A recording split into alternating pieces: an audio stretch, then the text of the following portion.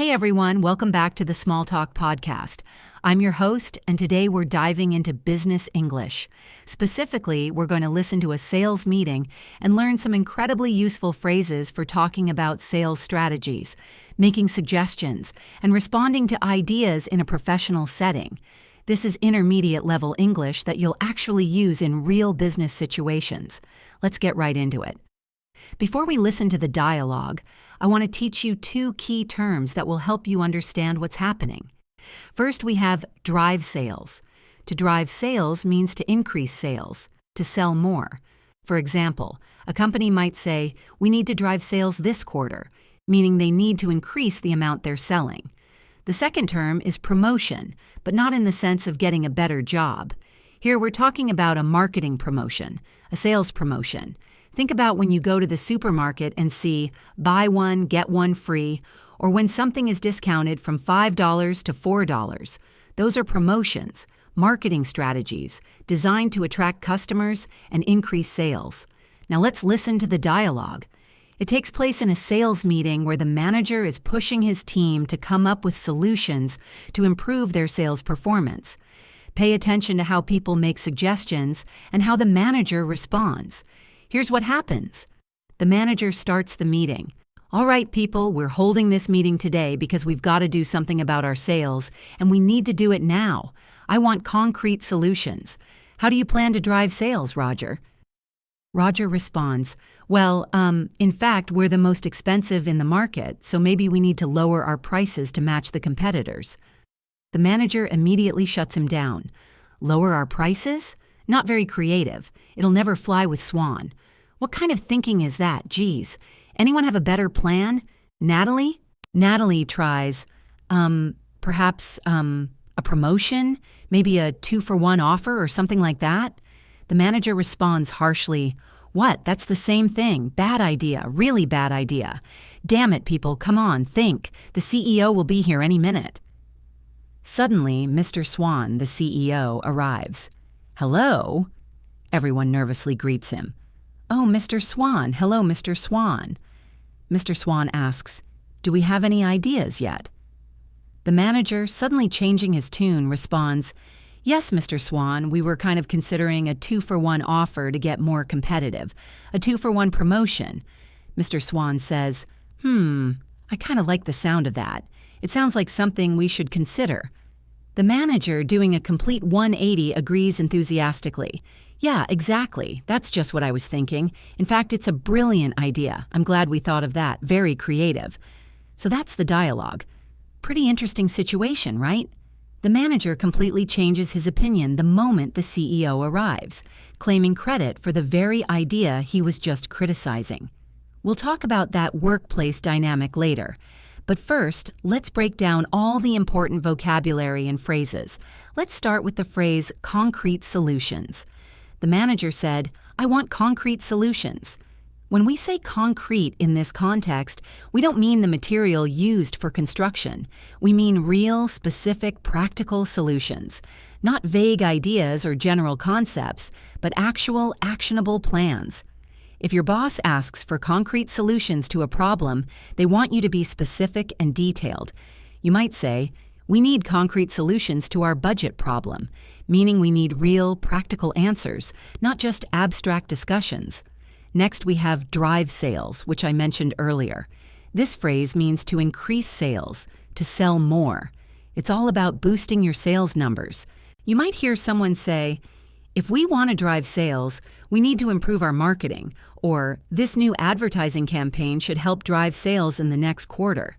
It's a very common business phrase, especially in sales and marketing contexts. Now let's look at match the competitors. Roger said, "Maybe we need to lower our prices to match the competitors." To match the competitors means to be as good as or better than other companies in the same industry. Usually it refers to matching prices, but it could also refer to matching quality or service. For example, "We guarantee that we can match the competitor's lowest price," or "It's impossible for us to match the competitors. Our costs are just too high." When you match the competitors, you're making sure you're at least as competitive as the other companies in your market. This brings us to another phrase, in the market. Roger said, "We're the most expensive in the market." This means in the industry, among all the companies selling similar products. So if you say, "Our product is the cheapest in the market," you mean among all similar products available, yours is the cheapest. It's a way of talking about your position relative to competitors in your industry. Now here's a really useful phrase. It'll never fly. The manager said, "It'll never fly with Swan." This sounds strange at first because fly usually relates to airplanes or birds, but in this context, it means it won't work, or they'll never approve it, or it's not a good idea.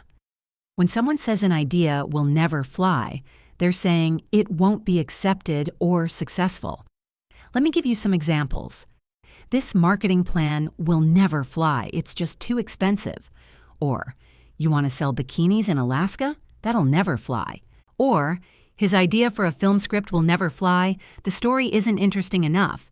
Basically, when something won't fly, it means it's not viable, it won't be approved, or it won't succeed. Next, we have promotion, which we discussed earlier. In this business context, a promotion is a marketing strategy to attract customers. Natalie suggested maybe a 2-for-1 offer or something like that. A 2-for-1 promotion means you buy one item and get a second one free. Other examples of promotions include discounts, like when something costs $5 but is on sale for $4, or special offers like buy 2, get 20% off. Companies use promotions to drive sales, to attract new customers, or to clear out inventory. You might hear someone say, "The department store is offering a promotion. Everything is 50% off. Let's go shopping." Or a 2-for-1 promotion might be a way to attract new customers. Now let's talk about some phrases that will make you sound more fluent and natural. The first one is, "Be here any minute." The manager said, "The CEO will be here any minute." This is a much more natural way of saying, "Someone will arrive very soon," instead of saying, "I'll be here soon" or "He will arrive soon," which are grammatically correct but sound a bit formal or textbook-like. Native speakers often say, "I'll be here any minute," or "He'll be here any minute." It just sounds more conversational. You might say, "Hurry up, the bus will be here any minute," or "Is everything prepared for the meeting? The CEO will be here any minute." Another great word for sounding more natural is consider. Mr. Swan said, "It sounds like something we should consider." Now, you could say, "It sounds like something we should think about," and that's perfectly fine. But consider sounds more professional, more formal, and frankly, a bit smarter. It's especially good in business contexts. Instead of saying, "We are thinking about a sales strategy," you could say, "We are considering a sales strategy." Other examples, "Have you considered reducing the price?" Or, "I think we need to consider a new marketing approach." The word consider just adds a layer of professionalism to your speech. And finally, we have the word brilliant. The manager said, "That's a brilliant idea." Instead of saying, "That's a great idea," or "That's a good idea," which are perfectly acceptable, saying brilliant adds emphasis and sounds more impressive. Now, I should mention that brilliant is more common in British English than American English, but Americans use it too, especially to emphasize that something is really, really good. And you might say, "That's a brilliant marketing plan," or "What a brilliant suggestion. Thanks, Roger." It's a word that conveys enthusiasm and strong approval. Let me also teach you a few related business terms that didn't appear in the dialogue but are really useful to know. First, competitive. If something is competitive, it means it's as good as or better than others of the same type. You might say, "We need to make our prices more competitive," meaning your prices need to be as good as or better than your competitors' prices. Another useful term is sales strategy. This refers to the plan or approach a company uses for its sales activities. You might say, "We need to develop a new sales strategy for the Asian market," or "Our current sales strategy isn't working. We need to change it." There's also sales cycle, which is the process a customer goes through when deciding to buy a product. From the moment they first hear about your product to the moment they make the purchase, that entire journey is the sales cycle. Customer loyalty is another important concept. This is when a customer buys the same brand over and over again. Companies work hard to build customer loyalty because it's much easier and cheaper to keep existing customers than to find new ones. And finally, to outsell means to sell more than others. You might say, our product outsold all the competitors last quarter, meaning you sold more than any other company. Now let's talk about the workplace dynamics in this dialogue because there's an important lesson here. Did you notice how the manager, Clark, treated his employees versus how he acted when the CEO arrived? When Roger and Natalie made suggestions, he immediately shot them down. He said things like, "Not very creative," "Bad idea," "Really bad idea," and "What kind of thinking is that?" He was dismissive, harsh, and discouraging. He didn't create a safe environment for his team to share ideas. But the moment Mr. Swan, the CEO, arrived and liked the 2-for-1 promotion idea, Clark completely changed his tune. Suddenly, it was a brilliant idea, and he claimed, "We thought of that," taking credit for Natalie's suggestion that he had just called a bad idea moments earlier. This is an example of terrible management. A good manager motivates and encourages their employees. They create an environment where people feel safe to share ideas, even if those ideas aren't perfect. When someone makes a suggestion, a good manager might say, "That's interesting, let's explore that," or "I appreciate you thinking about this," or "What if we modified that idea slightly?" They don't immediately shut people down. I once had an amazing boss when I first started working. He was the general manager of a large company, and even though I was in a very junior position, he made an effort to know every employee's name. He would stop and say hello, ask how things were going, show genuine interest in people. This made everyone, including me, want to work harder for the company. We felt valued. We felt part of something special, and that made all the difference. Compare that to Clark in our dialogue. His approach demotivates people. After being shut down repeatedly, employees stop sharing ideas. They become afraid to speak up. This creates a toxic work environment where innovation dies and morale plummets. Studies have shown that employee engagement and productivity are directly linked to management style. When employees feel supported and valued, they perform better. When they feel criticized and dismissed, they do the bare minimum. So if you're in a management position, or if you aspire to be, remember this: your job isn't just to get results, it's to help your team grow and develop. Encourage ideas, even imperfect ones. Create psychological safety where people can take risks without fear of being humiliated. Give credit where credit is due. And when you need to correct someone or reject an idea, do it respectfully and constructively. And if you find yourself working for a boss like Clark, remember that it's not about you. Bad managers often have their own insecurities and issues. Do your best work, maintain your professionalism, and when possible, find a work environment where your contributions are valued. Let me give you a few more examples of how to use these business phrases in real conversations. Imagine you're in a meeting and someone asks for your opinion on how to increase sales. You could say, "I think we should consider a promotional campaign to drive sales. Perhaps we could offer a discount to match the competitors' prices. I believe this concrete solution would help us become more competitive in the market."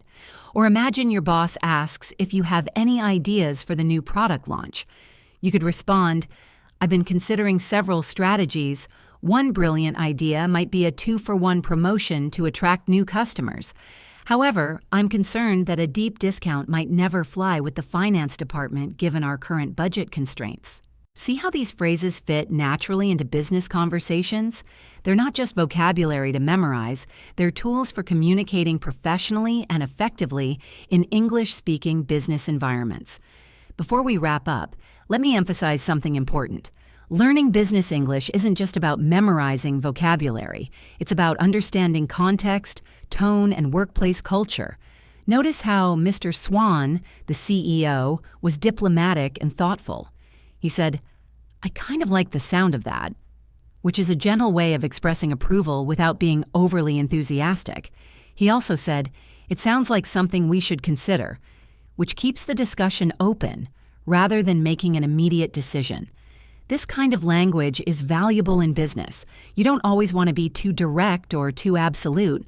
Phrases like, we should consider, I kind of like, perhaps we could, and it sounds like, allow you to express opinions while remaining flexible and collaborative. They invite discussion rather than shutting it down. Compare that to Clark's language. Bad idea, really bad idea. It'll never fly. What kind of thinking is that? This language is harsh, absolute, and discouraging. It shuts down conversation rather than encouraging it. Even if you disagree with someone's idea, there are better ways to express it. You could say, "That's an interesting approach, though I'm wondering if we might face some challenges with implementation," or, "I appreciate that idea. Let me think about whether it fits with our overall strategy." The words you choose matter. They shape workplace culture, they affect morale, and they determine whether people feel comfortable contributing or whether they stay silent. All right, let's review all the key vocabulary we've covered today. Drive sales means to increase sales. Promotion in a business context is a marketing strategy to attract customers. Match the competitors means to be as good as or better than other companies in your industry. In the market means in the industry, among all similar companies. It'll never fly means it won't work or won't be approved. Concrete solutions are real, specific, practical answers to problems. Be here any minute means arrive very soon. Consider is a more professional way of saying think about. And brilliant is an enthusiastic way of saying something is really, really good. These phrases come up constantly in business English, especially in meetings, discussions about strategy, and professional problem solving. Practice using them, and you'll sound more confident and fluent in business settings. Thanks so much for listening to the Small Talk podcast. I hope this episode gave you some valuable business English vocabulary and some insights into workplace dynamics. If you enjoyed this episode, please subscribe, leave a comment about your own experiences with good or bad managers, and share this with anyone who's learning business English or working in an English-speaking environment. Until next time, keep practicing your English. Treat your colleagues with respect whether you're a manager or a team member. And remember that brilliant ideas can come from anyone if you create the right environment for them. See you in the next episode.